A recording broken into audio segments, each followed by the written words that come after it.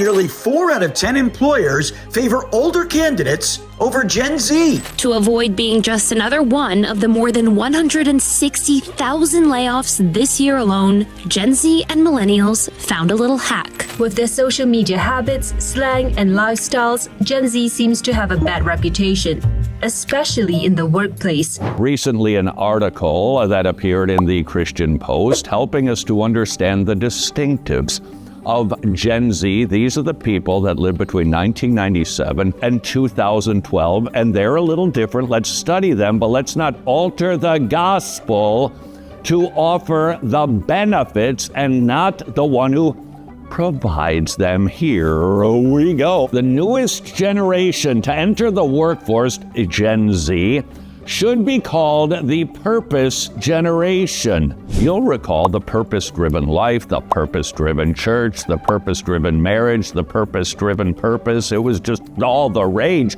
and there's a reason for that. I don't think it's just Gen Z. I think everybody desires that. They just don't seem to be settling for what gets them through the day. They appear to have a deeper desire to do something that is, get ready for this, meaningful.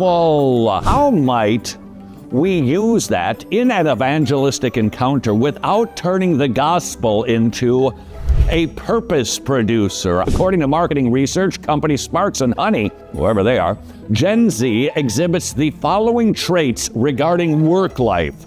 They are eager to start working. You can do work for God's children that has eternal impact in the context of the local church, and we need to let them know that and sing the praises of the local church because they actually desire what the local church offers. They are mature and in control. That's interesting. Number 3, they believe traditional choices do not guarantee success. They are very willing to jettison anything old if they think something new is better. This could be a challenge for us because regularly we jettison traditional aspects of worship or the Christian faith or the Christian life because they just seem so passé. They communicate with symbols, speed, and images. Number 5, their social circles international. Number 6, entrepreneurship is their DNA. 72% of high school students want to start a business someday. And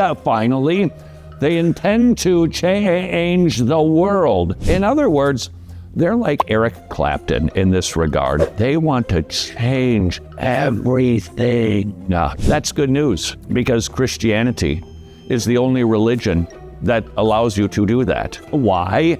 Not because you and I are having a global impact or we're like Alexander the Great who takes over nation after nation, but because of even the mundane work that we do.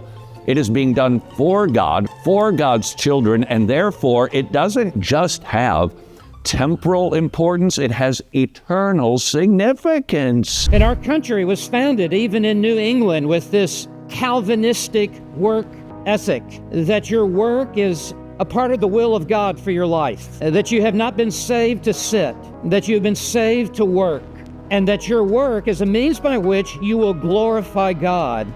They understood that as the umbrella over not just salvation, but the umbrella over everything. That not only is your salvation unto the glory of God, but how you carry out your work is to be done for the glory of God. Let's keep learning about them Gen Zers, shall we?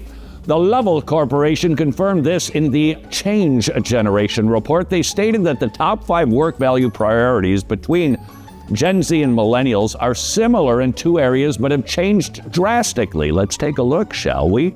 Generation Z wants interesting work, an organization that they're proud of, work you're passionate about, having the information to do your job, and they want continuous learning. Any place where they could possibly get that? This is yet another demonstration of the importance of the local church. In other words, the church is really important and it can provide a lot of needs that people have. Of course, it only makes sense God is the one who invented it, thought it up, and is going to build that church, and the gates of hell won't prevail over it. Let's start talking up the local church, because guess what? It seems that the whippersnappers actually want it. What you do to get people in is what you're going to have to do to keep them coming. And then you think, okay, we're going to simplify the sermon, make it kind of a feel good, just talk about a felt need without really getting into the scriptures, because that's a little boring and dry for people. Oh, how are you ever going to grow? You know, even if you're well-intended, we really want to reach people. It's like, well, what are you reaching them unto? We want to reach them into the scriptures and to God's wisdom for life and godliness. We've neglected the deep truths of Scripture because we thought they wouldn't be interested. We thought they might be bored. We thought that they wouldn't return for another pizza party, and lo and behold, they want meat. When we do things for the Lord, hearkening back to Ecclesiastes 12, 13, and 14, then it has eternal significance if we do it rightly and with the right motive. If we don't, it doesn't matter what you do, it ain't making it to eternity. Let's use this information. Let's let them know that your itch can be scratched, because Jesus Christ provides the desires of your heart in the gospel and presented it in such a way that we don't make the benefits look better than the one who provides them. Hello, Maria. This is Todd Friel from your auto insurance company, noticing you're not taking advantage of any of our life insurance policies. Really? Oh, really? You're not afraid to die? That's funny. Listen to this clip from Paul Washer.